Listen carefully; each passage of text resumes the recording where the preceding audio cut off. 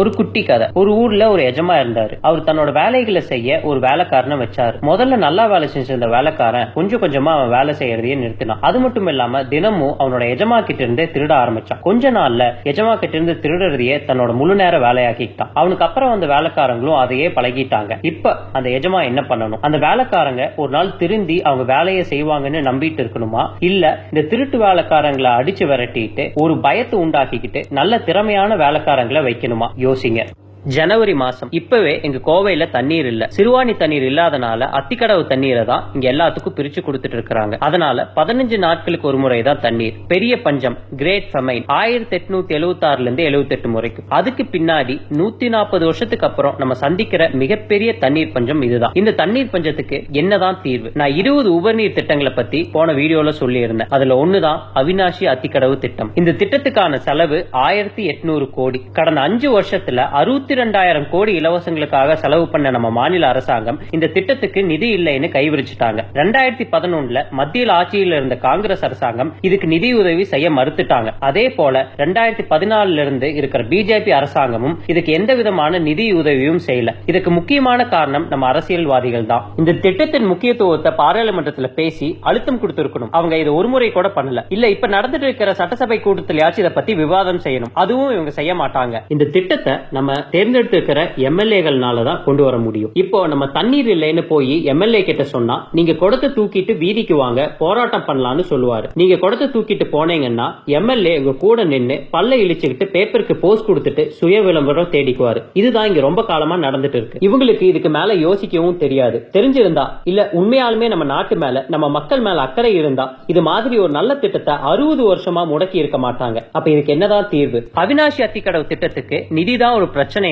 பிரதான் மந்திரி கிருஷி சிஞ்சய யோஜனான்ட்டு ஒரு மத்திய அரசோட ஸ்கீம் இருக்கு. இதுல 50,000 கோடி ரூபாய் நீர்ப்பாசன திட்டத்துக்காகவே ஒதுக்கி இருக்காங்க. இந்த திட்டம் மூலமா நம்ம மாநில அரசாங்கம் நிதியுதவி பெற்று அவினாஷி அத்திக்கடவு திட்டத்தை கொண்டு வர முடியும். ஆனா இதை இவங்க செய்ய மாட்டாங்க. ஏன்னா இந்த ஸ்கீம் படி நேஷனல் ஸ்டீரிங் கமிட்டி NSCயும் நேஷனல் எக்ஸிகியூட்டிவ் கமிட்டி NECயும் மேற்பார்வை, அதாவது சூப்பர்விஷன் பண்ணிட்டே இருப்பாங்க. அதனால இவங்கனால எந்த ஊழலுமே செய்ய முடியாது. மேற்பார்வை இல்லாதப்போ நத்தம் விஸ்வநாத் அவர்கள் பிரகாஷ் பாக் யோஜனா திட்டம் மூலமா எவ்வளவு ஊழல் செஞ்சாருன்னு நான் என் பழைய வீடியோல சொல்லி இருந்தேன். 50 லட்சம் பேர் பயன்பெறக்கூடிய இந்த திட்டம் 1950களில் காமராஜர் ஐயா காலத்தின் போது போடப்பட்டது. திரு பக்தவாச்சலம்னால 1967 மட்டும் காலதாமதம் ஆனது. அதுக்கப்புறம் 5 முறை முதல்வராக இருந்த திமுக தலைவர் கருணாநிதியும் 6 முறை முதல்வராக இருந்த அதிமுக தலைவர் ஜெயலலிதாவும் இந்த திட்டத்தை நிறைவேற்றவில்லை. ஒவ்வொரு தேர்தலின் போதும் இது வெறும் வாக்குறுதியாகவே இருந்துள்ளது. 1800 அடிக்கு கீழே சென்றுவிட்ட நிலத்தடி நீர் மட்டம் இத்திட்டத்தினால் வெறும் 50 அடிக்கு வந்துவிடும். மின் செலவு, ஆழ்குழாய் கிணறு அமைக்கும் செலவு,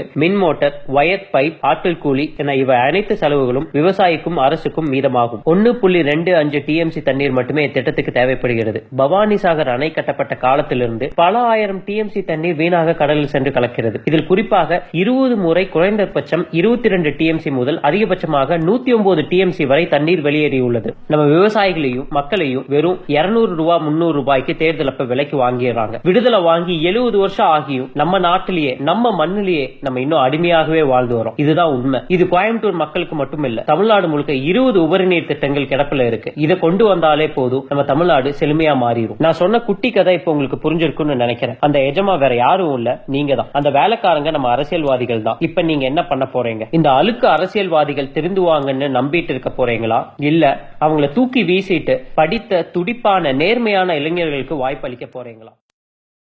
வணக்கம். இன்னும் இந்த 5ஆம் கிளாஸ் 6ஆம் கிளாஸ் படிச்ச அரசியல்வாதிகள் நம்பி எவ்வளவு காலம் ஏமாந்துட்டு இருக்க போறீங்க? ஒரு வருஷமும் 1,60,000 கோடி பட்ஜெட் போறோம். போன வருஷத்துக்கும் இந்த வருஷத்துக்கு என்ன மாற்றம் இருக்கு? இல்ல கடந்த 5 வருஷமா என்ன மாற்றம் நடந்திருக்கு? யோசிச்சு பாருங்க. பிறப்புல இருந்து இறப்பு மட்டும் இங்க ஊழல். ஸ்கூல், காலேஜ், ஹாஸ்பிட்டல் எல்லாத்துலயும் ஊழல். இந்தியா விவசாய நாடுன்னு சொல்றீங்க. ஆனா இங்க 1000 ரூபாய்க்கு பழங்கள் வாங்கி 2 நாள் சாப்பிட முடியறது இல்ல. அந்த காலத்துல நம்ம முன்னோர்கள் பழங்கள், காய்கறிகள் சாப்பிட்டு நல்லா 80 வயசு மட்டும் தெம்பா இருந்தாங்க. இங்க லோவர் கிளாஸும் மிடில் கிளாஸும் எப்படி அவங்க குழந்தைகளுக்கு இந்த பழங்கள் வாங்கி தர முடியும்? ஹாஸ்பிட்டல்ல போய் பாருங்க, சின்ன சின்ன குழந்தைகள் BP சுகர் இருக்கிறாங்க. கிரைண்டர் மிக்சி கொடுக்கறதுனால இது மாத்த முடியுமா? விவசாயிகள் இறந்து விவசாயம் அழிஞ்சிருச்சுன்னா கார்பரேட் விவசாயத்தை எடுத்துக்குவாங்க. அப்புறம் 30-40 ரூபாய்க்கு விற்கிற அரிசி ஒரு கிலோ 300-400 ரூபாய்க்கு விற்பாங்க. ஒரு வீட்லயும் கிரைண்டர் இருக்கும், ஆனா அரிசி இருக்காது. சிந்திச்சு பாருங்க. விவசாயிகள் இறக்கக்கூடாது, விவசாயம் அழியக்கூடாதுன்னா நான் சொல்ற இந்த 20 உபரிநீர் திட்டங்களை கொண்டு வரணும்.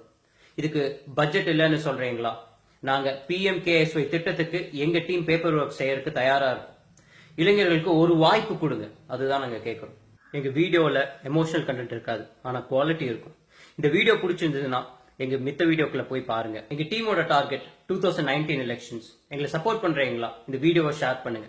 எங்க டீமை ஜாயின் பண்ணணுமா? கமெண்ட் பண்ணுங்க, இல்லைன்னா எனக்கு பிரைவேட் மெசேஜ் பண்ணுங்க. அசோக் ஸ்ரீநிதி. இனியொரு விதி செய்வோம். வந்தே மாத்திரம். ஜெய் ஹிந்த்.